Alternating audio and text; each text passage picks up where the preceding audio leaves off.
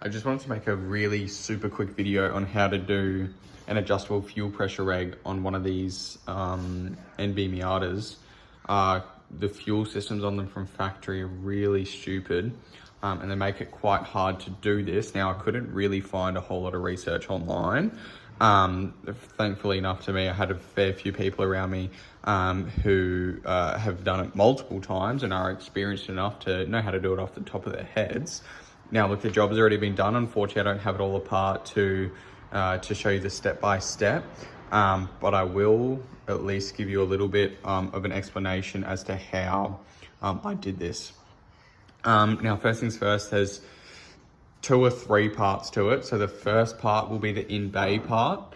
On a regular car, this is pretty much all you would need to do. You need to tap into the return and you need to tap into the feed, and you need a vacuum reference. Now, for a normal car, that's all you need to do. On one of these, because they have a returnless, a dead end system, some may call it, you need to do it slightly differently. So now on the stock fuel rail, you'll see, if I can get in there, you'll see there's a fitting right there. Now that's what comes off the rail, and that line runs over to here. Normally there's a little kind of diaphragm here. You need to delete that. Super simple. Disconnect one end and disconnect the other, and then connect it straight up to this hard line, because this hard line here is your stock feed hard line. Back to the fuel rail. So the first things first, take off the top of your inlet, take all this stuff off, get it all out of the way, and rip your fuel rail out. Now on the fuel rail, I'll include a photo. There'll be a little pole stamper.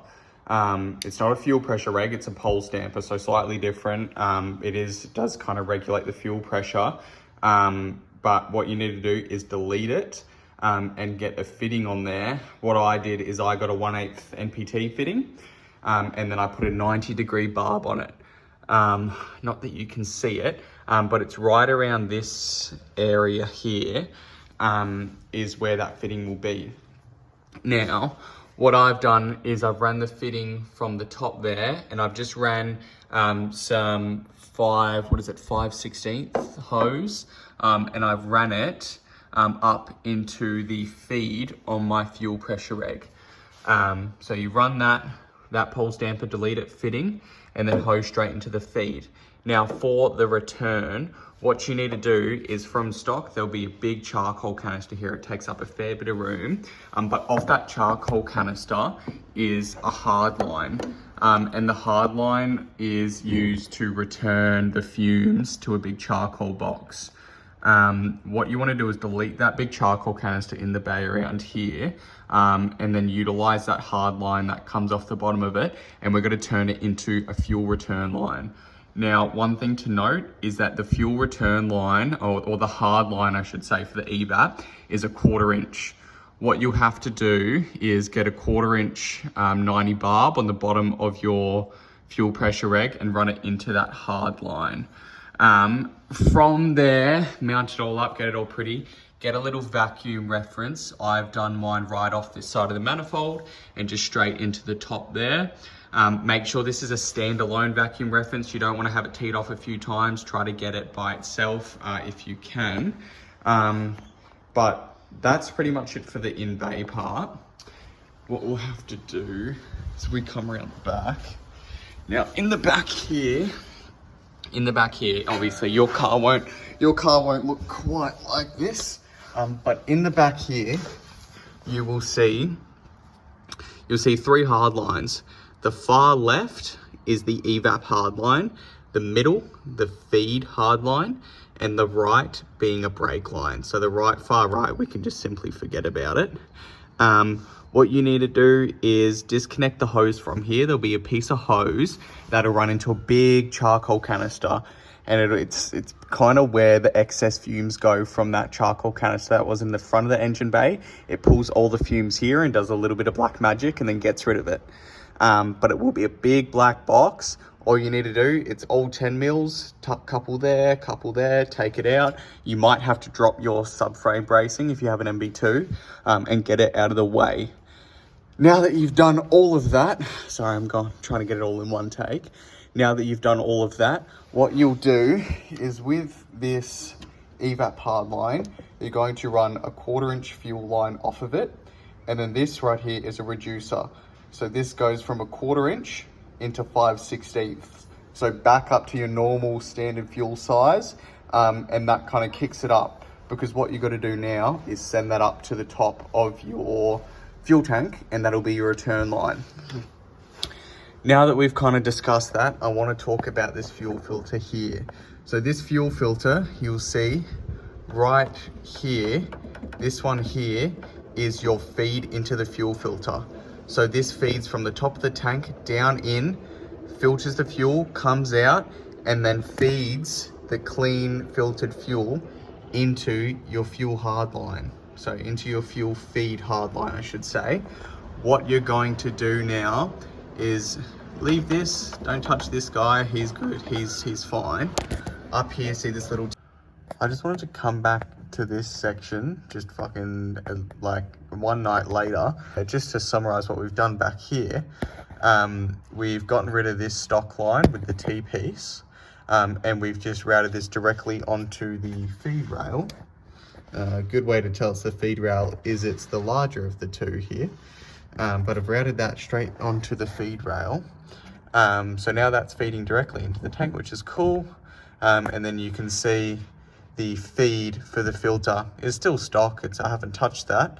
But then for the evap hard line, got a 1/4 inch into a reducer, 5/16, straight up to where this line up here used to run. So I've just hijacked where that line ran, so where that return was, I've just hijacked it and put this one here, which is good. But hopefully this segment helps. I'll probably tee this into the video somewhere. Now this fuel feed that I've ran up into here, this line I've actually just stolen off the front diaphragm that sits in the engine bay. So it's like the pulse damper in the engine bay that sits outside of the manifold. It's kind of tucked away next to the strut tower. But I've literally just hijacked the fuel line from there, which is another good little trick. But yeah, it's a bit all over the place. But this will be the top of your tank. Where are we? You've got two lines here and a little connector. Just rip all this interior stuff off, get it all out of the way. On this job, this line here, this little thing here, forget about it. We're not touching it. We're not even thinking about it. Right here though, you'll see number 1 and number 2. Now this line here with the kink 90, that is your return.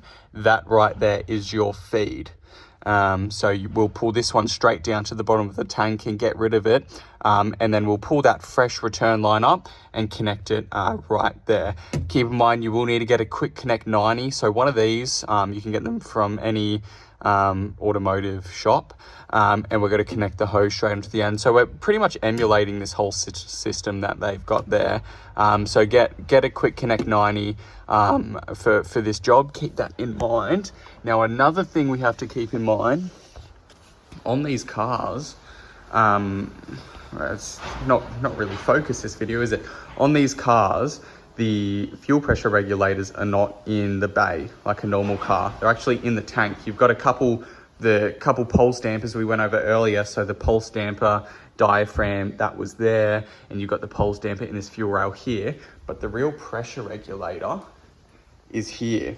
The real pressure reg on these cars, silly enough, is this guy right here. Now what this guy does is he sits, sorry about that, my phone died. But what this guy does is, this is your stock fuel pressure reg. And he sits on, just off your fuel pump hanger. It sits like that, just in there. It's a couple 10 mils holding it in, they're just small guys. But it sits in there, and that's what regulates your fuel pressure in your MX5. All you need to do to delete this, take out those 10 mils and chuck it away. What to do with this, because you can see it's kind of just blank. Still haven't figured out what to do with this. I'm not sure. I may just leave it blank and chuck it back in. Is that the best thing to do? Probably not. But yeah, so just a quick little video because I didn't see anybody else do it. You can also see I've got an upgraded fuel pump there, but just a quick little video just because I haven't seen anybody else do it for these cars, and it really annoyed me. So hopefully, you know, even though it's not a super great video, hopefully somebody can watch it and take a little bit away from it, and hopefully make this job 10 times easier for them than it was for me. But yeah, that's about it.